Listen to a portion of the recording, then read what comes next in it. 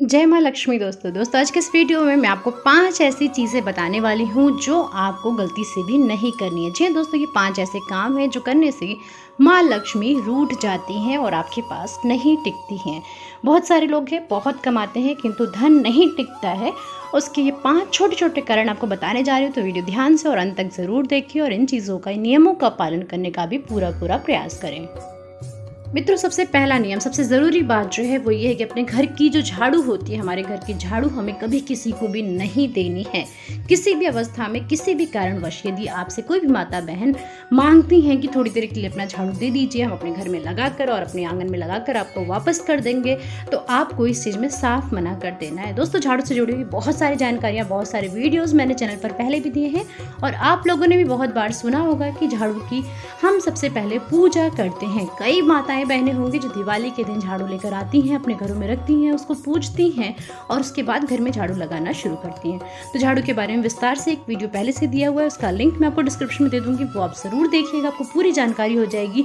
और इस चीज़ का हमेशा ध्यान रखिए कि आपको किसी भी अन्य को अपने घर की झाड़ू नहीं देनी है, किसी भी कारण से नहीं देनी, वरना माता लक्ष्मी रुष्ट हो जाती हैं। दूसरी महत्वपूर्ण बात दोस्तों, घर की गृहिणी द्वारा अर्जित किया हुआ धन आपको कभी किसी को भी नहीं देना चाहिए। जो हमारे घर में हमारी माताएं बहनें जो होती हैं, वो जो धन आपसे बचा करके जो रखती हैं, घर की गृहिणी जिस धन को बचा कर रखती है, वो धन सदैव ही अच्छे काम में लगाना चाहिए। वो किसी को ना कभी उधार देना चाहिए और ना किसी को ब्याज पर या सूद पर देना चाहिए। तो इन चीज़ों का विशेष रूप से ध्यान रखें कि घर की गृहिणी द्वारा बचाया गया धन, चाहे वो किसी भी रूप में उसने बचाया हो, आपको कभी भी किसी को उधार नहीं देना है या फिर उसे अनावश्यक खर्च नहीं करना है, उसे किसी अच्छे व शुभ काम में लगाना है। तो धन की आपके घर में वर्षा होगी, धन की कमी नहीं होगी। इन चीज़ों का भी विशेष ध्यान रखें। अब तीसरी व महत्वपूर्ण बात दोस्तों, बहुत बार आपके घर कुछ माताएं बहनें आसपास की आ जाती हैं जो बोलती हैं कि उन्हें मैदा, आटा, शक्कर यानी कि जो चीनी होती है, चीनी उन्हें चाहिए थोड़े समय के लिए, या उधार चाहिए, या वो कल लौटा देंगी। इस प्रकार की चीज़ें, दूध से बनी हुई चीज़ें, दूध, दही, घी, मक्खन, इस प्रकार की चीज़ें आपको सूर्यास्त के बाद किसी को भी नहीं देनी चाहिए। ये चीज़ें आप सूर्यास्त से पहले दे सकते हैं, किंतु उसके बाद पूरा प्रयास करें कि आप साफ मना कर दें कि हम ये आपको नहीं दे सकते, या फिर आपके पास नहीं है, आप ऐसा भी बोल सकते हैं। इन चीज़ों से भी माँ लक्ष्मी रुष्ट होती हैं। तो सूर्यास्त के बाद यानी शाम के समय आपको सफ़ेद इन वस्तुओं को किसी को भी नहीं देना चाहिए।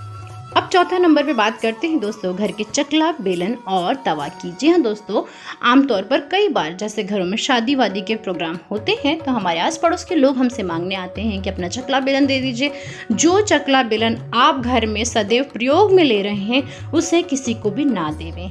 जो तवा आपके घर में यानी कि जो रेगुलर यूज़ होता है, लगातार जिसे अपने घर की रसोई में आप इस्तेमाल कर रहे हैं, वो चकला बेलन और तवा आपको नहीं देना चाहिए।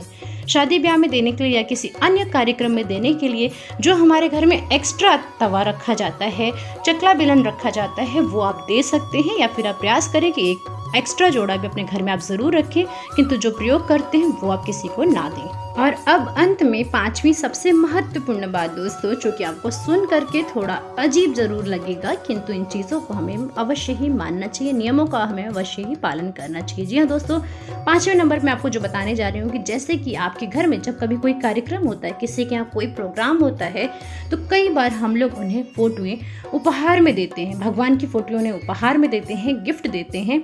उसमें आप महादेव की फ़ोटो दे सकते हैं, भगवान श्री गणेश की फ़ोटो दे सकते हैं, भगवान श्री कृष्ण व राम सीता की भी आप फोटोएं दे सकते हैं, किंतु पूरा प्रयास करें माँ लक्ष्मी की तस्वीर आप किसी को तोहफे में ना दें।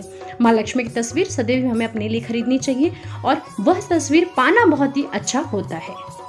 प्यारे मित्रों, आप लोगों ने भी इन चीज़ों का ध्यान दिया होगा कि जब कभी भी कोई किसी को तोहफे में भगवान जी की कोई मूर्ति देता है या फिर कोई तस्वीर देता है तो वो अन्य सभी देवी देवताओं की देते हैं, किंतु माँ लक्ष्मी की तस्वीर, वो मूर्ति नहीं दी जाती है।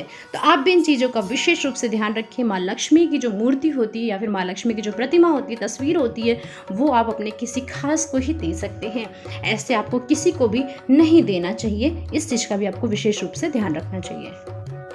तो बस मेरे प्यारे भाई बहनों, आज की वीडियो में इतना ही। मैं आशा करती हूँ अभी तक का वीडियो आपको अवश्य समझ में आया होगा। वीडियो अच्छा लगा हो तो लाइक ज़रूर करें, चैनल को ज़रूर सब्सक्राइब करें दोस्तों, और कमेंट करके अपने विचार मुझे ज़रूर बताएं। जय माँ लक्ष्मी, माँ लक्ष्मी आपका कल्याण करें।